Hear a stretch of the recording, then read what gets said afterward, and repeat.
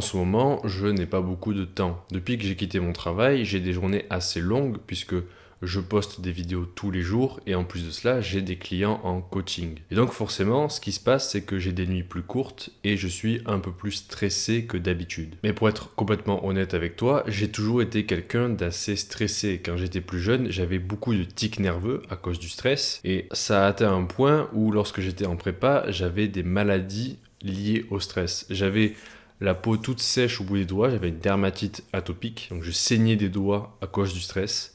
Et j'ai aussi eu un vitiligo. Le vitiligo, c'est lorsque ta peau blanchit, comme Édouard Philippe. Donc là, j'ai une mèche blanche, littéralement des cheveux blancs à cause du stress. Et donc, j'ai cherché un moyen de soulager ce stress, de me détendre facilement sans que ça prenne forcément des jours. Et si comme moi, tu es quelqu'un de facilement anxieux, de facilement stressé, tu as dû sûrement essayer la méditation. Sauf que la méditation, ça fait tout l'effet inverse. En fait, ce que fait la méditation classique, donc tu t'assois et tu te concentres sur ta respiration, ce que ça fait, c'est que ça va pas te détendre. À l'inverse, cette méditation-là, elle est faite pour t'aider à te concentrer. Moi, c'est la méditation que je fais tous les matins, 10 minutes avant de me mettre au travail et non pas après pour me détendre. Donc si jusqu'à présent, tu utilisais la méditation pour te détendre, pour être moins anxieux, eh bien sache que c'est contre-productif. Et lorsque j'ai compris cela, eh bien j'ai cherché autre chose et j'ai découvert une autre forme de méditation qui elle fonctionne réellement et les effets sont assez impressionnants. Ça s'appelle le yoga nidra. En fait, le yoga nidra, c'est une forme de NSDR, c'est Non-Sleep Deep Rest. Ça a été inventé par Andrew Huberman et pour faire simple, c'est une forme de relaxation dont le but n'est pas de te faire t'endormir, mais juste de te détendre pendant 10-20 minutes. Et donc le yoga nidra, ça ressemble un peu à de la sophrologie, dans le sens où tu es couché et tu fais des exercices de respiration longue. C'est-à-dire que régulièrement, tu fais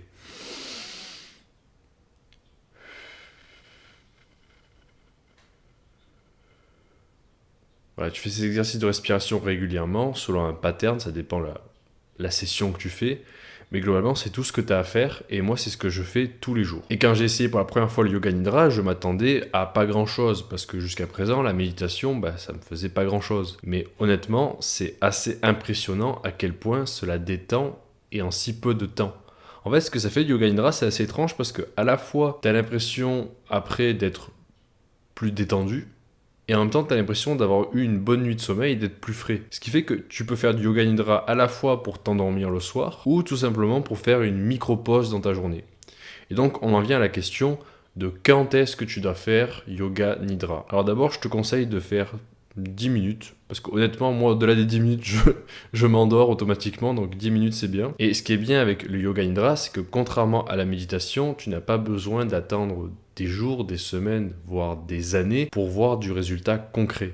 Le yoga nidra, c'est assez immédiat. Tu te reposes 10 minutes, tu te réveilles, tu as l'impression d'avoir dormi 1 heure. Et donc, quand faire du yoga nidra? N'importe quand. En fait, comme c'est que 10 minutes, tu peux le faire autant le matin que le soir. Moi, personnellement, je le fais le matin après mon premier bloc de deep work. Donc, quand je me réveille à 4h30, je travaille pendant 1h30. Après, je fais 10 minutes de yoga nidra parce que je peux pas enchaîner de suite les blocs de travail. Une fois que je fais mon bloc de deep work, je fais 10 minutes. Puis, je refais encore 10 minutes juste après manger. C'est le moment où tu as un peu le crash là pour recommencer à nouveau ma journée, c'est-à-dire reprendre le travail l'après-midi. Et puis, si vraiment le soir, j'ai fini très tard le travail et que j'enchaîne de suite le sommeil, eh bien, je fais cette transition de 10 minutes de yoga nidra pour m'endormir. Je t'ai mis en description des sessions en français et en anglais. Personnellement, moi, j'utilise la version anglaise de Andrew Huberman qui, d'après moi, fonctionne très très bien.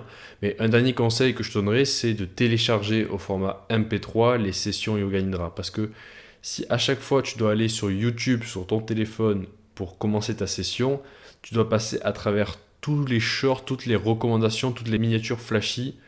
Et donc forcément, ça va te distraire. Donc tu cliques sur le lien en description, tu télécharges au format MP3 et tu le mets dans tes écouteurs quand tu veux dans la journée. Sinon, je suis en train d'élaborer un protocole plus global pour gérer le stress. Donc si tu es quelqu'un d'assez anxieux et que tu aimerais avoir ce protocole, tu n'as qu'à marquer en commentaire « Je veux le protocole ». Sinon, je serais aussi curieux d'avoir ton retour, ton expérience du yoga nidra et si tu as aussi des conseils, d'autres techniques qui ressemblent au yoga nidra pour se détendre. Sur ce, je te dis à la prochaine.